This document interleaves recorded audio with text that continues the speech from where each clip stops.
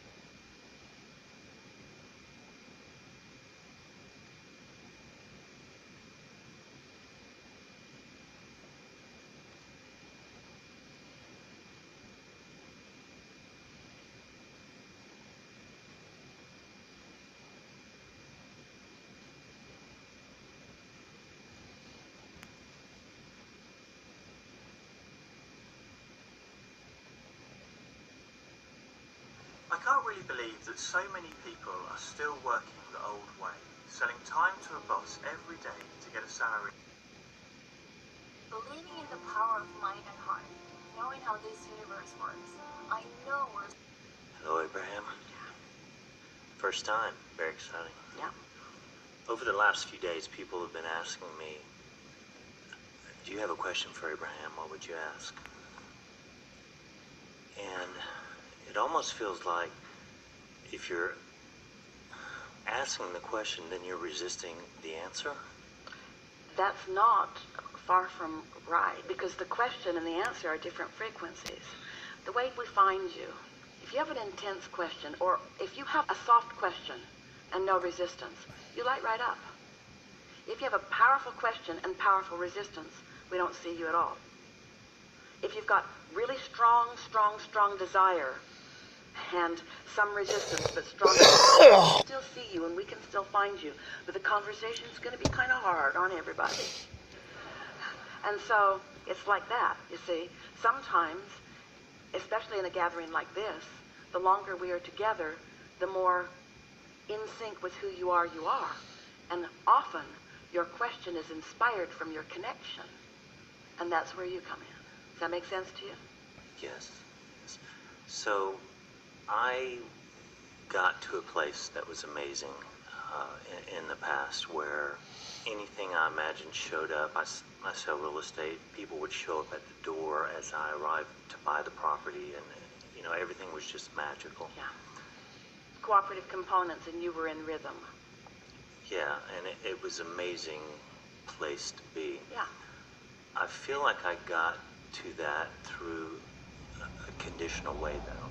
Maybe, but sometimes what happens is the condition produces an outcome, and the outcome produces an emotional response. And it's possible that then that emotional response can become dominant and then begin producing conditions. It's like we say to you, to all of you, not really a good idea to need a good condition to feel good, because if you're conditional in your approach to life, then good conditions will cause you connection with source, and bad conditions will cause you disconnection, and you don't have control. But if you are emphasizing the positive conditions and diminishing the negative conditions, then those conditions can produce positive results for you. But consider this. I look at something that's good and I feel good. And because I feel good, I attract something that feels good. And then I look at this thing that feels good, and because I feel good, then I attract something else that feels good. And then pretty soon, you can't tell whether it was the condition and the feeling, the condition and the feeling, the condition and the feeling, the feeling and the condition and the feeling and the condition, feeling and the condition. So that's what your quest in life is just to keep your eye on that balance. There's nothing wrong. Oh, we want you to be an appreciator. An appreciator is one who is usually appreciating conditions. Yeah, I mean, I was in an extreme state of appreciation. Yeah. And, you know, there was this course I was going through, and I really felt like I'd finally found my home, and we were genuinely serving other people, and I felt this overwhelming appreciation for that, which And then it sounds like it tipped. What happened? Well, that's my question. Did you become aware of the way other people were perceiving you? Did you feel guilty about thriving when everyone else wasn't? Did you try to explain to them? Others questioned it. I mean,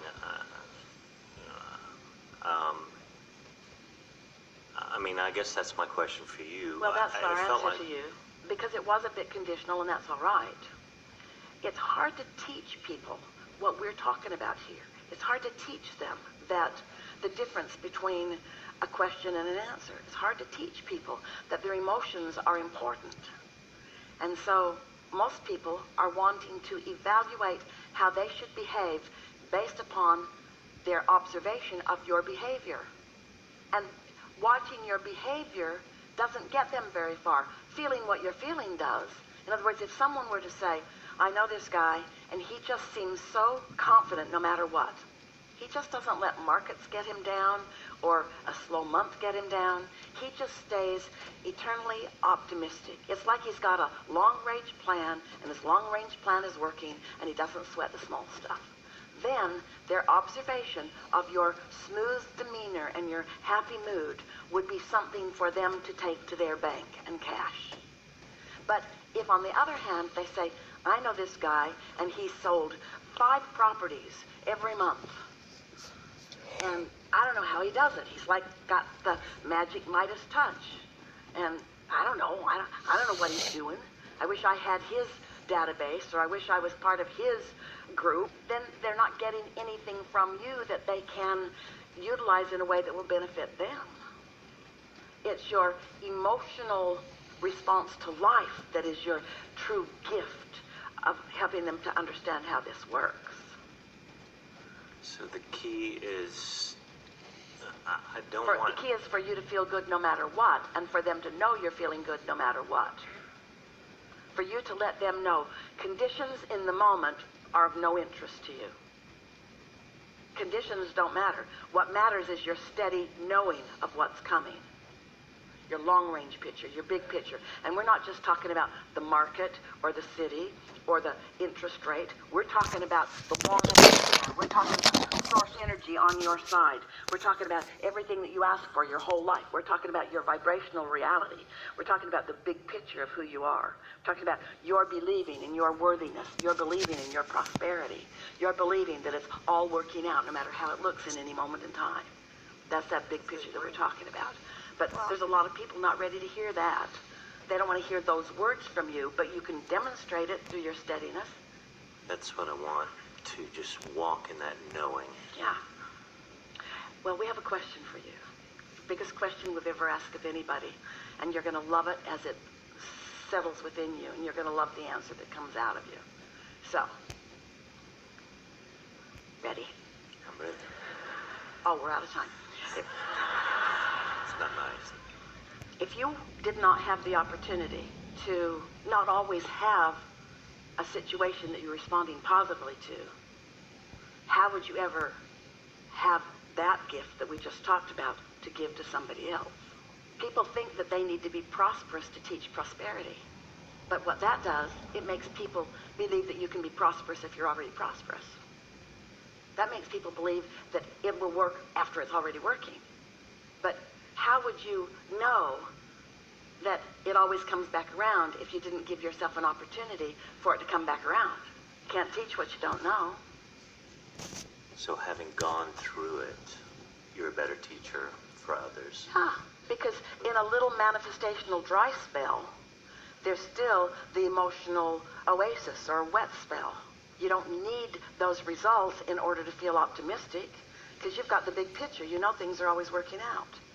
It doesn't matter how they appear. You've got your eye here. So appreciation is the eye's vibration, right? Say again?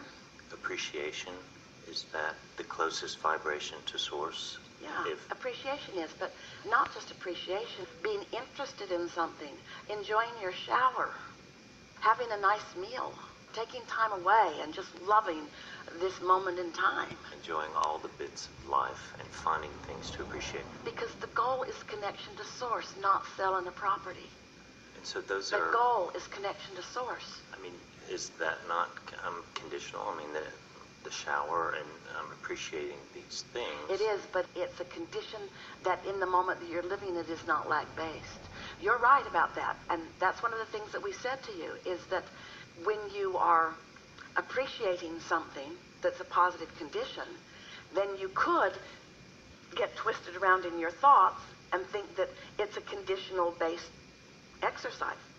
So feel good when the condition is good, and then logically feel bad when the condition is bad. But we want you to teach yourself that you can feel good regardless of the condition. The way we sometimes talk about this is, first we like to talk about every subject is two subjects. It's like picking up a stick, and on one end of it is wanted, and on the other end of it is the absence of what is wanted. But it's not just this one stick and this one subject. There's a whole pile of sticks. So let's say you reach into a pile of sticks called